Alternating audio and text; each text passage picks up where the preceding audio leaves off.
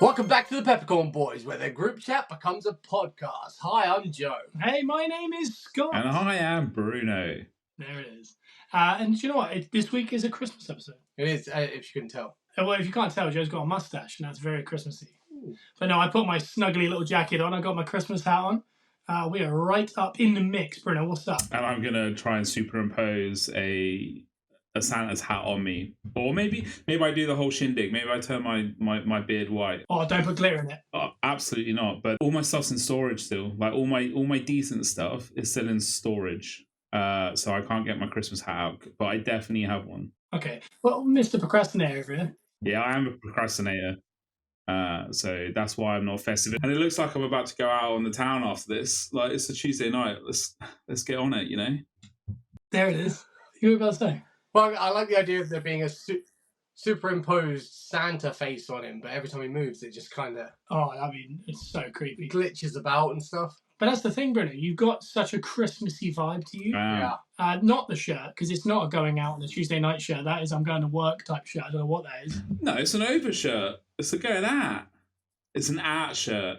It's going out. That's a going out shirt, is it? Going out shirt. Oh, yeah. From here, it just looks like... To me, it just looks like kind of...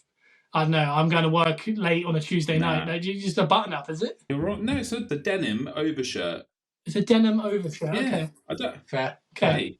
It just seems a bit vanilla for Christmas. Do you know what I mean? I've got my check on. We've got our Christmas hats. It might be a little bit vanilla for Christmas, but hey, it's style, mate. I don't feel like I've made the same effort. I've got like a bass fishing top on or something. Well, sometimes you get fish for Christmas. But saying that, okay, I haven't even said it yet, but Bruno is the type of guy that goes, do you know what, I'm just not feeling it this year. But he says it every single year. Yeah. So he just makes out for the year before. He was like, do you know what I mean? I'm not feeling it this year. And then next year he's like, yeah, it's just... Oh, and if someone says it, okay, if someone says, doesn't feel like Christmassy this year, he jumps on. He's like, oh, it doesn't, does it? It doesn't. No. And Bruno is also the type of guy that will leave all his Christmas stuff in storage. Yeah, exactly. And you can tell the magic is dead. Mate, the magic died when I grew up. You know, like everything. Christmas is just nothing. Oh my goodness, Christmas is nothing to me now. Considering he's a walking Hallmark movie, as well, you'd expect it. I know, Bruno. Could you? I'm going to put you on the spot here, which could be very interesting, and God knows what kind of monologue this is going to go. No, but could you quickly? No, I know what you're about to. I know what you're about to do. I know what you're about to do, and I'm not doing it. Okay, go ahead. What was I going to say? You want me to try and reenact a Hallmark movie when the girl goes back to town, and it's all like. What I will say is, no, I wasn't going to do that. What I was going to say was, could you give us a little synopsis of a nice little Hallmark film that you'd make? Go ahead. They've all been made, haven't they? No. They all have the same vibe. They all have. I've noticed it with Christmas films is they're kind of getting a bit samey now. I think the one where I was watching one the other day, and it is the ex stays with the family because the son isn't going to be there, but she still hangs out with the family, and then he comes to town. Then they really ignite what they have. Is this the Justin Long film that you keep telling me about? It is, but it's not. It's another one. It's another one with Stephen Amell's brother. I don't know his name. Okay. Robbie. A voice from a distance, I think, just said Rob. Robbie Amell. Robbie. Yeah. It was him, and the main girl was Late Meester. Oh. Yeah. Well, this is it. I'd expect that. And, it was the exact same thing. She was friends with the family still, and then he's busy working or something along these lines, and then he turns up, and then why is she here? You know, blah blah blah. But I feel like every film at Christmas has kind of stolen that story. Yes, yeah, including the Justin Long film that you tell me to watch every year. Oh, yeah, this is it. I didn't. Did you hear that sound behind you? No. It felt like someone was walking on me. That was really rough. We are outside though. Well, we are. It's a brick wall. Bruno, give us a little synopsis. Like, what would your main character be called? Out of interest. When you ask me that question, the thing that comes to mind is Friends. When it's like, pick a character name, and it can't be Joey or Joseph. So my character name, like my lead character name, will be called Mitchell. No, that's horrible. I think he'd be a good Bradley. Is he in the film? Am I starring in it? No, him. Oh, Bruno. He'd be Bradley. Bruno's Bradley. Did you say Mitchell? I'm sorry, it's a yes. Actually, Nathaniel. It's always that's been my favorite. And if we're carrying on the Gossip Girl, it's always been if we're carrying on the Gossip Girl theme that you started with later Meester, then I'll go Nathaniel or Nate. But I actually, like, whilst you were saying that, I did come up with like a nice little one, and it would be maybe a Christmas vacation, so somewhere where people live, and it's quite rural, hot. So they actually want to, like, probably Southern Hemisphere somewhere, and they want to escape for Christmas to actually feel like the vibe. So they go to like a ski lodge town, like where it's snow. It's like photographic, like storybook Christmas. And then there's Aspen. And then there's it's always Aspen, isn't it? And then that's where it takes place. And then I haven't quite got to the to what the like the antagonist of the film is or anything, but it would be a love story, of course. Probably I'm gonna flip it on its side, and I'm gonna say it's the family is a guy going to Aspen, and he falls in love with a European Aspen girl. You know, there we go. Boom boom. Christmas is done. I saved Christmas. What was cool was somehow you worked that all back into Logan Paul's real life. Did I? That's what it felt like. Do you know what I mean? It felt like that's what he was doing. It's sponsored by Prime. Okay, cool. There's a film sponsored by Hydration. Who was playing Nathaniel, by the way? I'm just going to go for it, and Chase Crawford, mate. Chase Crawford. Or Chad Michael Murray. Chase Crawford. Well, there you go. I was kind of doing an alley up for Logan Paul there, but that's cool. Logan can't act. Have you seen that? Oh my god! I'll snip this up because hey, our good friends over in WWE could maybe make him see this. No, I'd love that to be the only input he's ever had from me. It's so far out of what my normal output is for Logie Bear, you know? Logie Bear. Is that good? I wanted to trigger you with that. I think the episode should be called Logan Paul Can't Act. Yeah. And then as said by Bruno. And that'll be a very Merry Christmas. As a die-hard member of the Low Gang, I didn't expect that from him. No, I didn't either. This guy owns 9 different colours of the Maverick hoodie. We're talking Logan Paul's birthday is a national holiday for him. He only drinks Prime, and that is why his hair is red. Because before all this, he actually just had regular brown hair. He is pure chemicals in the insides. And as he said earlier, tell me on the flip side, I think he said. And, I think he said I'm gonna flip it on its side. Yeah, I've never heard Bruno that is the kind of guy that flips it on its side. He is, a bit like I was going to say Blazing Squad, but I think they said something a little bit different. Bruno, out of interest, what is your favourite holiday film? What's your go-to Christmas film? My go-to Christmas film is The Holiday. Holiday. It is The Holiday. But there's a few that make me feel Christmassy. Harry Potter 1, The Philosopher's Stone, or if you're in America, The Sorcerer's Stone, is also that makes me feel so Christmassy.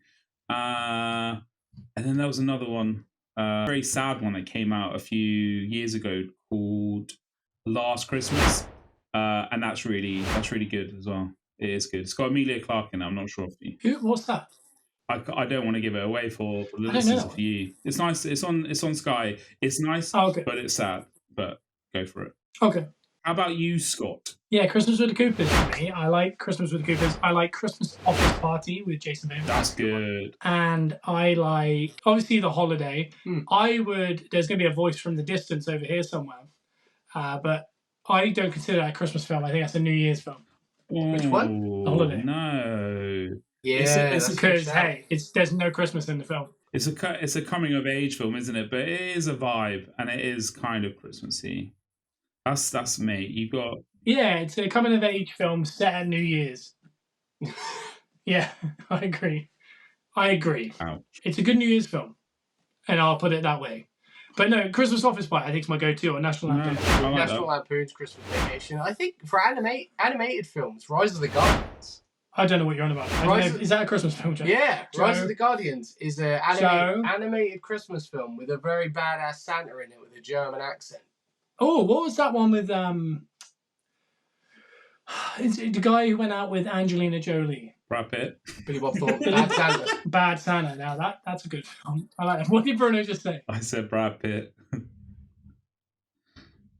Oh yeah, Mr. and Mrs. Smith. Is that a film? That's the best Christmas film ever. Is that in the same argument as Die Hard? Is it a Christmas film? No, Die Hard is a Christmas film, and I won't. If The Holiday's a Christmas film, Die Hard is the ultimate Christmas film. Oh wow! I would say. All right, mate. No. Well, at least it's actually set at Christmas. Scott is the type of guy that gets into heated debates and says his favorite film is Die Hard, and then waits for people to say it's not a Christmas film, and then like that's what he lives for every year. Yeah. Now, it's really interesting.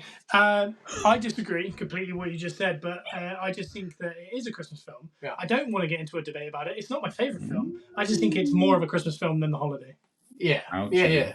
You're just agreeing? No, it is. Do you think? Yeah, it's actually Christmas. I seen a Santa in Die Hard 2 and 1. Are they both say Christmas? I think it might be. Yeah.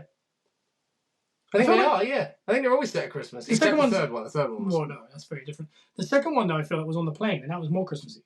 Yeah. I think it was. Voice in the distance, do you agree? What? Die Hard 2 is Christmassy. Yeah. Well, yeah, she's saying yeah. He runs in the snow, doesn't he? Yeah, it's the snow. There's Santas, there's Santa hats. I'd say The Holiday is what Bruno looks like right now. Vanilla, boring, cliche, red-headed, denim shirt, thinks it's a go-out shirt. That's The Holiday.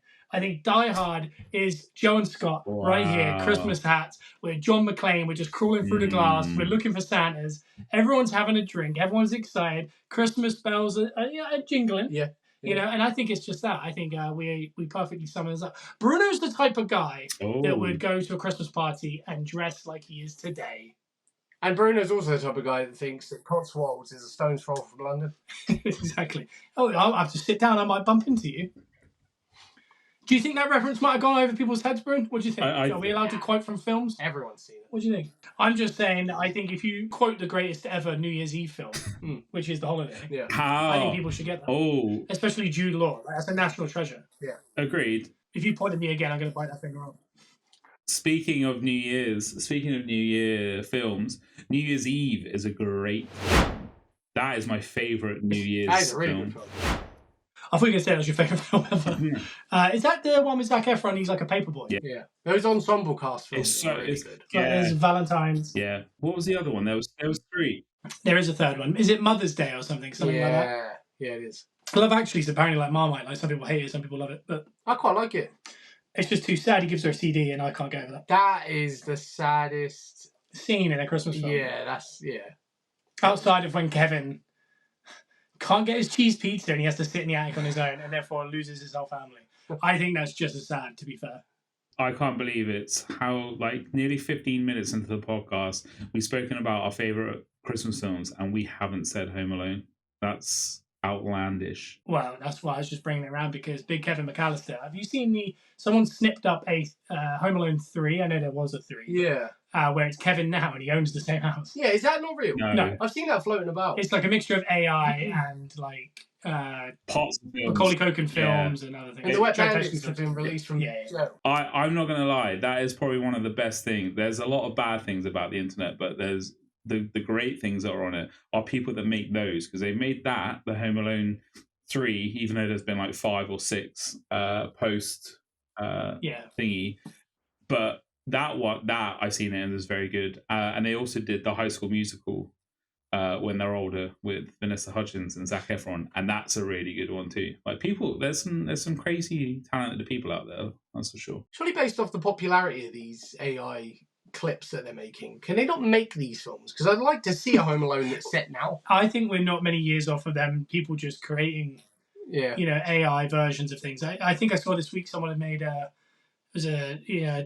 wrestling tie-in here, a Seth Rollins CM Punk video package. Oh yeah, and they made it so well. It's like 5 or 6 minutes, and it goes through so much time. You just think these people need to get hired to like do jobs like this, or anyway, because it's so much better than some of the stuff you see on like in trailers in the cinema and stuff like that. For that. But you know how like wrestling diehards make those is because we're injected with it from an early standard. Like how good are some of those?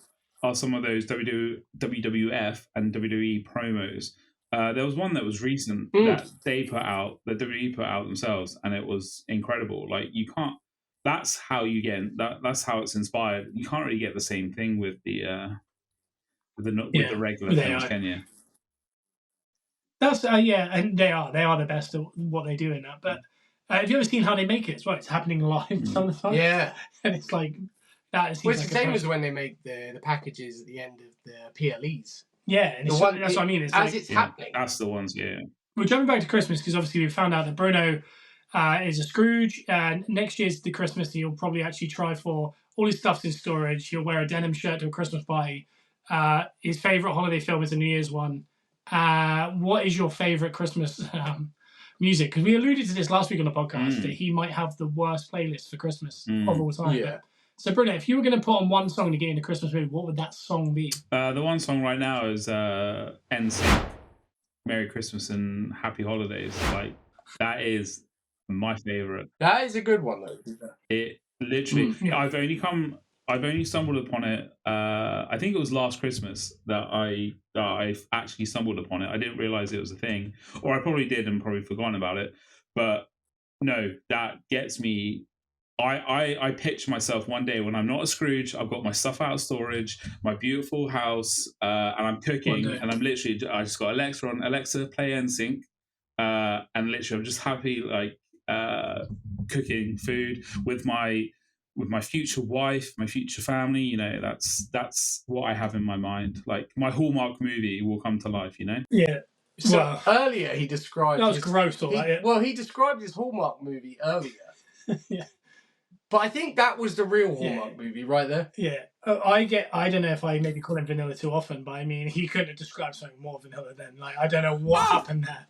Like, it was like an AI human. This is how I'm supposed to talk. All right then, Scott, what's your ideal Christmas scenario and music? I'd say E17. Oh, yeah. Okay. You know, that's just ultimate, isn't it? That's like proper Christmas. You'd be listening to that in a cabin with all your friends and family around. Yeah. You know, that's Christmas. You know, maybe a load of rescue dogs, maybe some rescue kittens that we saved at Christmas time. Yeah. You know, something like that. But obviously, some would just say, it's me, my wife, my Alexa, you know, my cooking, my house. Do you not remember that? And like, I have one of those Hoovers that just lingers around the house all day and I don't have to actually push anything. Mate, you have mad issues. That's my Christmas.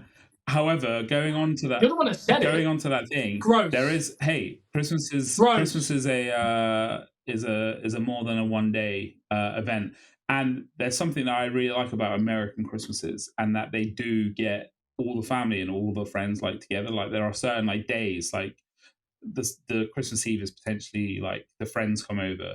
And you have like a little shindig, like just nothing major. And then it obviously rolls into Christmas, which is like part family, and then Boxing Day, which is probably the other half of the family. And then like those 3 days after Christmas, and then it's But no, I definitely do want, mate. When Bruno gets his place and it's all about me, it'll be a massive like festive period, mate. Oh, mate. You're riling me up today. Hey, like literally. You would say that I twist your words. I don't have literally. I don't have to say anything there. I think everyone's just made their own mind up there. Okay. He spoke to himself in third person. That's how it started, and that is never going to be not in the tape. People are going to see that. There's nothing you can do about it. That's our shtick, mate. That's our thing. We speak each other in third person. Yeah, this is the thing that we've got going on. It's like you've forgotten the whole theme of this podcast. I think if we're going to talk about Christmas music, though, we've got to talk about the greatest Christmas album of all time. And again, we alluded to this last week. That we think we might have the same favourite Christmas album. And on a count of three... Oh, wait. So are we doing artist and album title? Artist, then album title. Okay. If it's not the same... We look ridiculous. And I think I know what it's called. Yeah. 1, 2, 3... Hanson Snowed In. Hey, look at this. You would think we were brothers. I'm just going to go ahead and talk about it because I think it is the best one. I think Run Run Rudolph on the album. That you don't make that noise. Do you have one more time for that? That's nice. Like that's nice. One more time. That's how he feels about that album. And I can imagine I feel the same. Like, No, It's not exactly even a the hand gesture as well. No hand gesture. No. Oh, whoosh. That's how I feel. It makes me feel good. It makes me feel good inside. It makes me feel like I've got my friends and family around. Warm and fuzzy, like it's Christmas in '97. Yeah, and I've got a tin of biscuits. I'm pushing my own Hoover around. Yeah. It's a collective thing when we cook together. That kind of stuff. That's how it makes me feel. It makes me feel warm and fuzzy in my tum-tum. I think what we'd really want to talk about, to be honest, because there's music, there's films, there's food. Mm-hmm. And the sandwiches post-Christmas Elite. is the best part of Christmas. Because you've got that meat laying about. Do you know what I mean, Bruno? Yeah, boy. Yeah, boy. Talk about Subway, it's more like Chubway. You want to just stack that meat up on up. It's like on up. Arby's over here, brother. Oh. You're like a brother getting hot. I think it's... I saw a TikTok, actually, and it was a guy who'd made... I think it was turkey. Do you know what it is? It was sourdough, which I think is a weird choice for Christmas. I don't know why. It just feels weird. Yeah. He dug out the... That's a summer bread. Yeah. And the inside to the bottom. And he'd put pigs in blankets along so it was level. So he'd like dug into the bottom.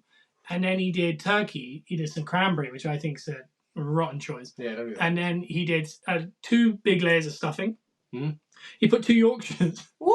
Then some roasties, gravy, and then put the top of the bread on, which... When you look at it, it looks very appetizing. Yeah. But the thought of trying to eat that seems like really stressful. It's an absolute mess. Very stressful to me. That sounds ideal. The old turkey, doesn't it, mate? I've never understood the cranberry thing. Not everyone's a psychopath like you.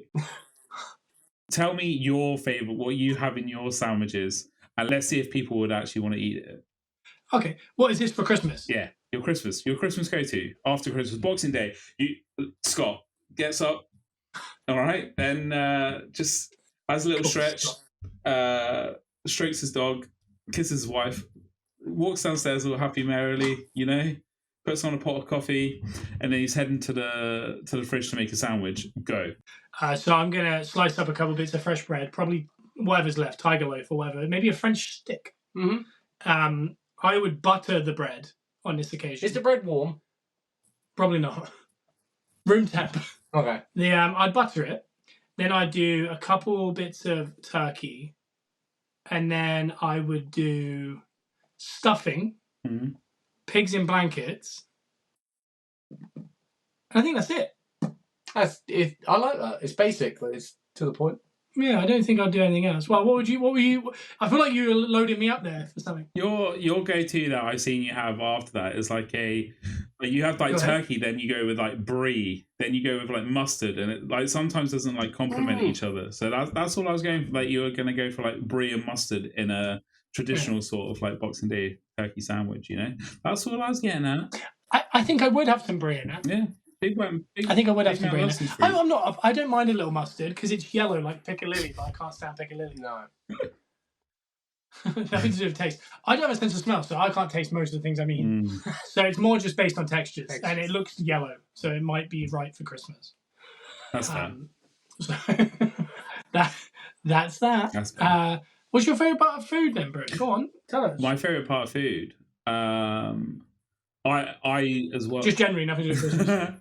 Now, I like the leftover turkey sandwiches with stuffing and... you good? Right? Are you good? Do you want to take a sec? I'm good. Yeah.